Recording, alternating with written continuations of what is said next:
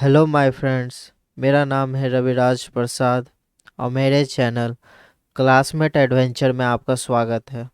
आज हम पढ़ने जा रहे हैं क्लास 10th के एनसीईआरटी साइंस का chapter number 1, that is chemical reaction and equation का part 7। Let's start.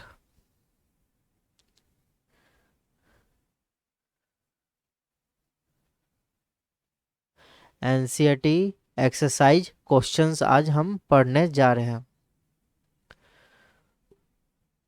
Question number 1, which of the statements above the reaction below are incorrect? कौन से स्टेटमेंट गलत है? ठीक है, ये हमारा रिएक्शन है। 2 PbO lead oxide 2 PbO lead oxide reacts with carbon carbon to give lead. Pb means lead and CO2 carbon dioxide। अब स्टेटमेंट पढ़ते हैं। lead is getting reduced। lead is getting reduced नहीं, यहाँ पर lead oxide is getting reduced। lead oxide से क्या बन रहा है? lead बन रहा है, मतलब subtraction of oxygen हो रहा है। जब subtraction of oxygen होगा तभी ना वो reduce होगा। reduction means क्या होता है? subtraction of oxygen। oxidation means होता है addition of oxygen।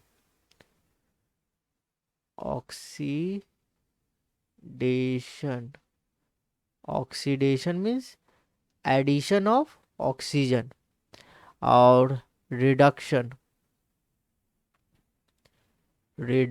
means removal of oxygen या subtraction of oxygen। तो यहाँ lead oxide है, ये क्या है? lead oxide, ये है lead। तो lead is getting reduced नहीं, lead oxide, lead नहीं, lead oxide is getting reduced to lead। तो ये गलत है, ये स्टेटमेंट क्या है? गलत है। Carbon dioxide is getting oxidised. Carbon dioxide is getting oxidised नहीं, carbon is getting oxidised. Carbon is getting oxidised, ये भी सेंटेंस क्या है? गलत है। ये भी सेंटेंस गलत है। कार्बन इज गेटिंग ऑक्सीडाइज्ड, यहाँ देखो कार्बन, ये कार्बन इज गेटिंग ऑक्सीडाइज्ड, इसमें एडिशन है हो रहा है ऑक्सीजन का। तो carbon is getting oxidised to carbon dioxide. Carbon dioxide,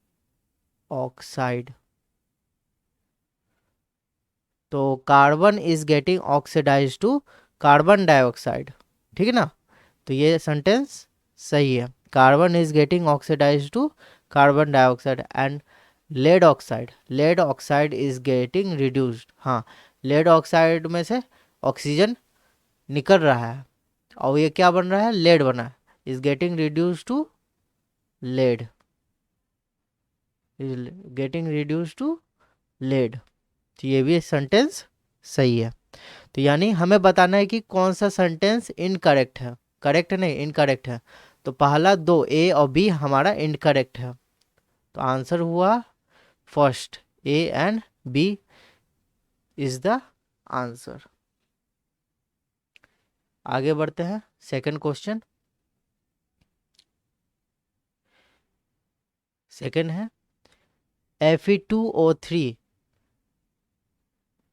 ferric oxide reacts with aluminum to give aluminum oxide and iron।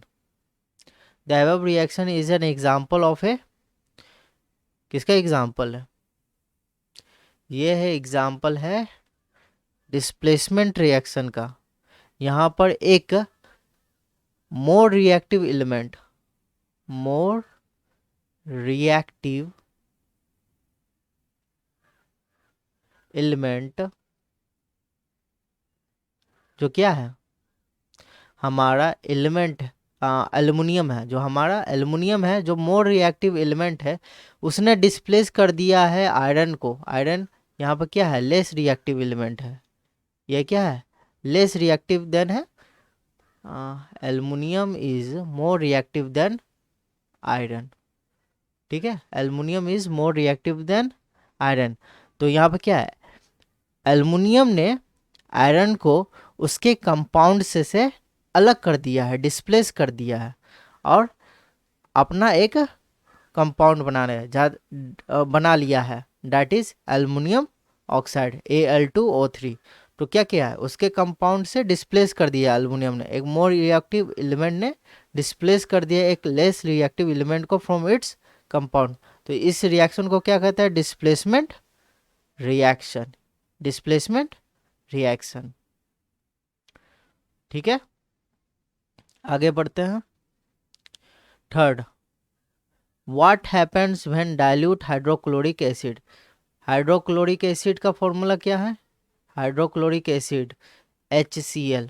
Hydrochloric acid HCl is added to iron filing. क्या होता है जब डाइल्यूट हाइड्रोक्लोरिक एसिड को iron filing के साथ add करते हैं। ठीक है, तो इसको हम रिएक्शन लिखते हैं। HCl reacts with iron to give iron chloride हो जाएगा FeCl2, और हाइड्रोजन गैस निकल जाएगा और वो एवोपोरेट हो जाएगा। तो इसको बैलेंस कर लेते हैं, यहाँ 2 से मल्टीप्लाई करेंगे, 2HCl plus iron to give FeCl2 iron chloride and hydrogen gas. तो ये है वो रिएक्शन। ठीक है ना, अब इस पर हम आंसर देते हैं। तो hydrogen gas and iron chloride are produced, ये तो पहला ही स्टेटमेंट सही है, तो this is the right statement. तो हमारा पहला आंसर सही है, हाइड्रोजन गैस निकलेगा और आयरन क्लोराइड फॉर्म होगा। Iron chloride FeCl2 iron chloride form होगा। तो ए इज द राइट आंसर। चलते आगे।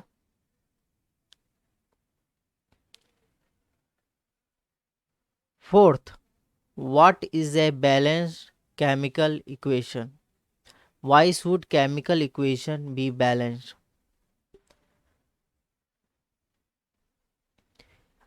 The chemical equation is called a balanced chemical equation when the number of atoms involved in the reactant side LHS, reactant side left hand side is equal to the number of atoms involved in the product side RHS। Balanced chemical equation में क्या है, जो जितने भी atoms है involve हैं reacted side में, उतना ही नंबर्स ऑफ एटम्स इन्वॉल्व रहना चाहिए प्रोडक्ट साइड में। ठीक ना, मतलब जैसे इधर है H2 प्लस Cl2, मान के चलिए हाइड्रोजन और क्लोरीन गैस रिएक्ट कर रहा है, तो हमें दे रहा है HCl हाइड्रोक्लोरिक एसिड, ये भी गैस के फॉर्म में रहेगा अभी। तो हाइड्रोजन गैस और क्लोरीन गैस हमें दे रहा है HCl। ठीक है, तो यहाँ पर हमारे लेफ्ट हैंड साइड में रिएक्टेंट्स का नंबर कितना है, यहाँ पर हाइड्रोजन 2 है, यहाँ पर क्लोरीन एटम 2 है, मगर इधर क्या है, एक एक है, एक एक नंबर में है। तो ये क्या है, ये बैलेंस्ड नहीं है, तो हमें इसे बैलेंस करने के लिए हमें इसे सिंपली 2 से मल्टीप्लाई कर देना है। तो ये क्या है, अब बैलेंस्ड केमिकल इक्वेशन हो गया। अब ऐसा क्यों करते हैं, the chemical reaction should be balanced because matter can neither be created nor be destroy. Matter नहीं तो क्रिएट होता है, नहीं डिस्ट्रॉय हुआ, नहीं यहाँ पर एक हाइड्रोजन एटम ऐड होगा, मतलब ऐड होगा, नहीं एक हाइड्रोजन एटम सब्ट्रैक्ट हो जाएगा। दो रहेंगे तो दो ही यहाँ पर हाइड्रोजन एटम्स रिएक्ट करके एक कंपाउंड बनाएंगे। देखिए यहाँ इधर भी हो गया ना, अब 2 हाइड्रोजन एटम, इसलिए इसको बैलेंस करना पड़ता है। मतलब इन chemical reaction should be balance because matter जो भी हमारे बनता है कैन नाइदर बी क्रिएटेड, नहीं वो बनेंगे और नहीं डिस्ट्रॉय होंगे। The total mass of the reactant side should be equal to the total mass of product side, जितना इधर मास होगा वो उतना ही इधर का मास होगा, कम नहीं होना चाहिए। That is mass of reactants is equal to mass of product, that is mass of reactants is equal to mass of products, जितने इधर हो गए उतने इधर भी होंगे। अब आगे पढ़ते हैं। Translate the following statement into the chemical equation and then balance them. ठीक है, बैलेंस करना है। Hydrogen gas H2, simply hydrogen gas लिख लिया, कंबाइंस विथ नाइट्रोजन, नाइट्रोजन के साथ कंबाइन कर लिया, ठीक है, टू गिव अमोनिया। अमोनिया का फॉर्मूला होता है NH3, NH3 अमोनिया का फॉर्मूला होता है NH3। अब क्या है, ये तो बैलेंस नहीं है, इधर दो नाइट्रोजन है, इधर एक ही है नाइट्रोजन है, तो इसको दो से मल्टीप्लाई कर देंगे सिंपली। तो क्या है, इधर भी दो नाइट्रोजन हो गया, इधर भी दो नाइट्रोजन हो गया, मगर इधर 6 हाइड्रोजन हो गया, तो इधर कितना है, इसको 3 से मल्टीप्लाई कर देंगे तो हमारे भी 6 हाइड्रोजन हो गया। अब ये क्या है, इक्वेशन बैलेंस हो गया। अमोनिया का फॉर्मूला क्या है NH3, अमोनिया का फॉर्मूला NH3। आगे बढ़ते हैं। हाइड्रोजन सल्फाइड, हाइड्रोजन सल्फाइड का फॉर्मूला देखिए H और S, इसका वैलेंसी 1 है, इसका वैलेंसी 2 है, तो इसको क्रॉस मल्टीप्लाई करेंगे तो हमारा मिलेगा H2S। ये है hydrogen sulphide. H2S react gas Burns in air, air में क्या होता है, बर्न्स करता है। जब हम किसी भी चीज़ को एयर में बर्न्स करते हैं तो उसको ऐसे लिखते हैं, O2 इसमें प्लस होता है, ठीक ना, O2 इसमें प्लस होता है। यहाँ पर भले यहाँ पर ऑक्सीजन नहीं लिखा हुआ, बर्न्स इन एयर मीन्स किसी भी सब्सटेंस को जलने के लिए ऑक्सीजन की रिक्वायरमेंट होती है। तो गिव वाटर, अब वाटर दे रहा है H2O plus sulphur dioxide SO2, sulphur dioxide SO2 sulphur dioxide. अब इसको बैलेंस करना है, इधर सल्फर एक है, इधर सल्फर एक है, इधर H2, इधर भी H2, ऑक्सीजन, इधर ऑक्सीजन 3 है, इधर ऑक्सीजन 2 है, इसको सिंपली 2 से मल्टीप्लाई कर देंगे तो कितना होगा, 4 ऑक्सीजन हो गया। पहले हाँ, हाइड्रोजन को 2 से इधर मल्टीप्लाई करेगा तो इधर 4 हाइड्रोजन हो गया, तो इधर भी 2 से मल्टीप्लाई करना पड़ेगा, तो 2 दूनी 4, 4 हाइड्रोजन इधर भी हो गया, इधर 4 हाइड्रोजन, इधर भी 4 हाइड्रोजन, इधर 2 सल्फर हो गया, 2 सल्फर हो गया, तो इधर भी 2 से मल्टीप्लाई करना पड़ेगा, तो 2 भी सल्फर, ये भी हो गया, 2 सल्फर इधर हो गया, ये भी 2 सल्फर हो गया, इधर 4 हाइड्रोजन हो गया, इधर भी 4 हाइड्रोजन। अब ऑक्सीजन इधर किधर हो गया, कितने हो गया, 2 दूनी 2 और प्लस 4, 6 हो गए, इधर कितने 6 ऑक्सीजन हो गए, तो इधर 3 से मल्टीप्लाई हमें करना पड़ेगा, 3O2 टू गिव। तो अब ये क्या हो गया, इक्वेशन बैलेंस हो गया, ये इक्वेशन क्या हो गया, अब बैलेंस हो गया। Sulph hydrogen sulphide H2S reacts with oxygen to give water and sulfur dioxide। आगे करते हैं बेरियम क्लोराइड। बेरियम क्लोराइड का फॉर्मूला है BaCl2, barium chloride BaCl2, barium chloride reacts with aluminium sulphate, aluminium sulphate का Al2SO4 का whole 3, ये ऐसे होता है। अल्मुनियम का बैलेंस कितना है 3 है, SO4 का बैलेंस कितना है 2 है, तो ये दोनों से रिएक्ट करेगा तो क्या बनेगा SO4 का होल 3, Al2SO4 का होल 3, ये बन जाएगा कंपाउंड हमारा aluminium sulphate. Aluminium sulphate, sulphate का वैलेंसी कितना, 2 है, एल्युमिनियम का वैलेंसी 3 है, तो ये दोनों एक दूसरे को क्रॉस मल्टीप्लाई करेगा तो क्या होगा, Al2SO4 का होल 3, एल्युमिनियम सल्फेट।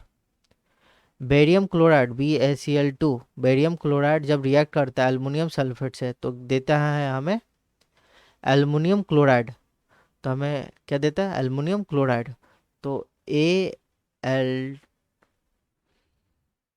AlCl3 देता है एल्युमिनियम क्लोराइड, ऐसे हो जाता है। यहाँ पर Al3 है, क्लोरीन का 1 है, तो क्रॉस मल्टीप्लाई करेगा तो Al1Cl3, तो इसको सिंपली 1 लिख सकते हैं, AlCl3। 1 लिखने की ज़रूरत नहीं रहता है, 1 लिखने की ज़रूरत नहीं रहता, हम सिंपली लिख सकते हैं AlCl3।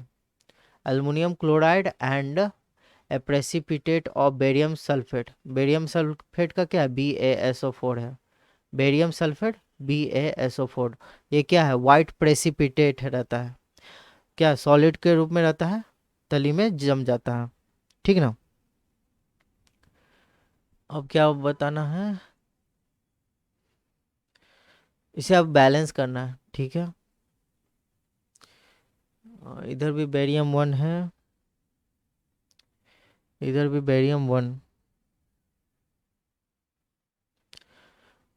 इधर एल्युमिनियम 2 है, तो इधर भी एल्युमिनियम को 2 से मल्टीप्लाई कर देंगे तो कितना हो गया, इधर भी एल्युमिनियम 2 हो गया, इधर भी एल्युमिनियम 2 हो गया, मगर इधर क्लोरीन, इधर क्लोरीन हो गया 6 हो गए, तो इधर क्लोरीन, इधर भी 3 से मल्टीप्लाई करेंगे तो हमें कितना में 6 क्लोरीन मिल गया, 6 क्लोरीन मिल गया। इधर कितना है, बेरियम कितने हो गए, इधर भी 3 से मल्टीप्लाई करेंगे तो हमें बेरियम 3 मिलेंगे, इधर भी बेरियम 3 और इधर भी बेरियम 3 हो जाएंगे।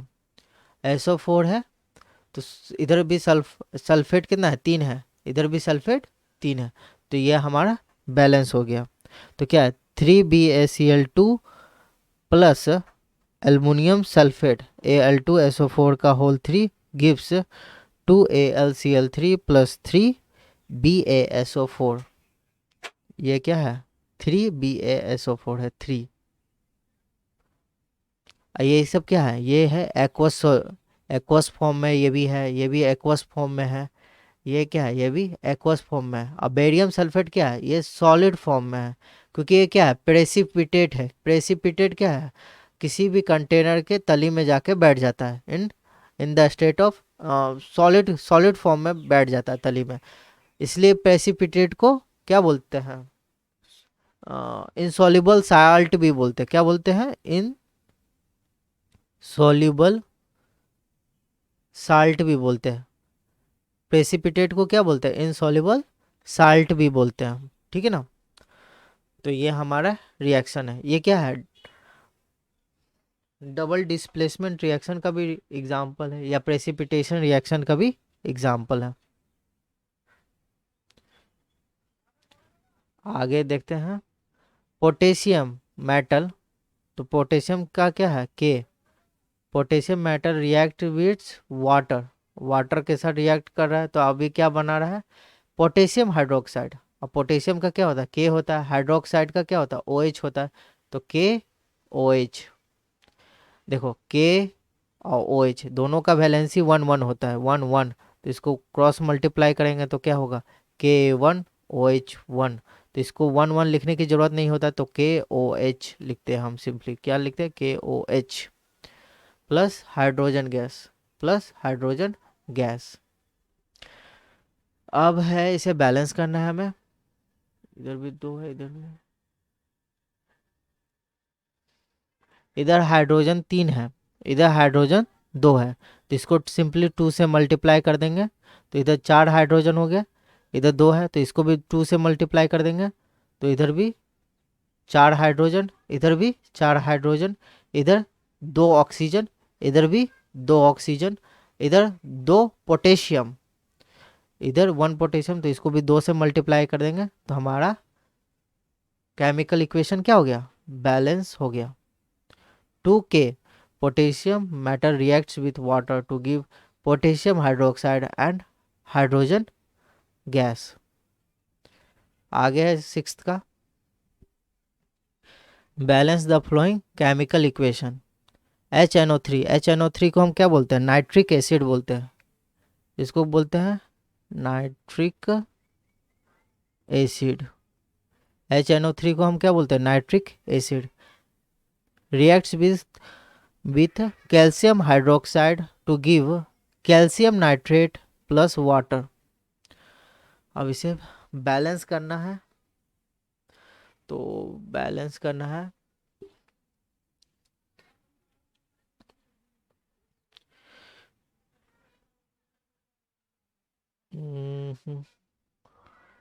इधर नाइट्रेट 2, इधर नाइट्रेट कितना है, 2 है, इधर नाइट्रेट 1 है, तो इधर भी 2 से मल्टीप्लाई कर देते हैं, तो इधर कितना हो गया, 2 नाइट्रेट, इधर भी 2 नाइट्रेट, इधर 2 हाइड्रोजन, इधर भी 2 हाइड्रोजन, इधर और 2 इधर, तो 4 हाइड्रोजन, तो इधर भी 2 से मल्टीप्लाई कर देंगे तो इधर हो जाएगा 4 हाइड्रोजन, इधर भी 4 हाइड्रोजन और 2 ऑक्सीजन, इधर भी 2 ऑक्सीजन, और कैल्शियम 1 है, तो इधर भी कैल्शियम 1 है।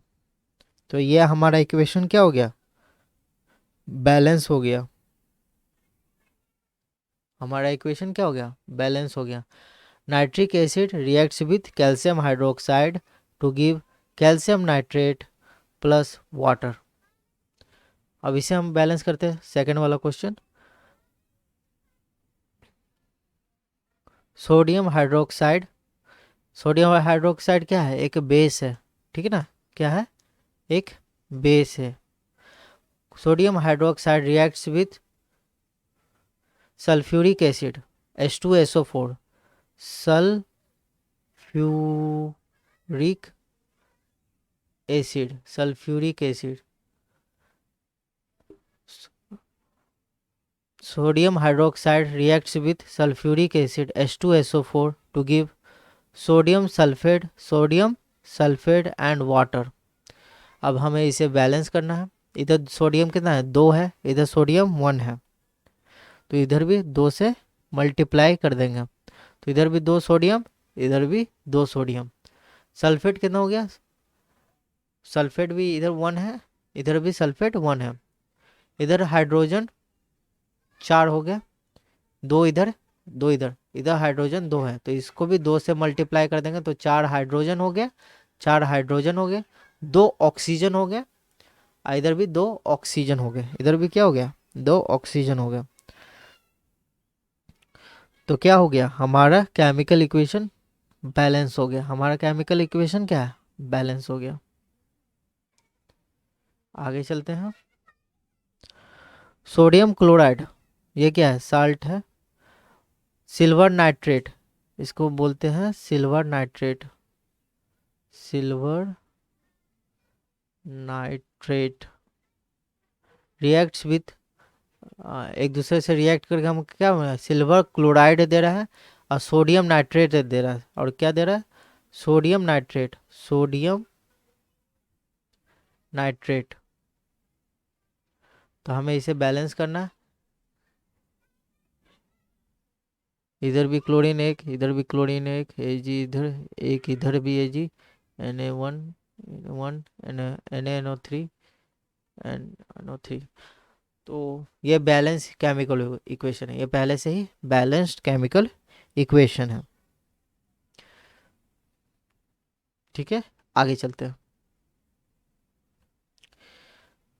बेरियम क्लोराइड, बेरियम क्लोराइड जब sulphuric acid H2SO4 sulphuric acid से रिएक्ट करा तो barium sulphate and hydrochloric acid दे रहा है, हाइड्रोक्लोरिक एसिड दे रहा है, तो इसे हमें बैलेंस करना है।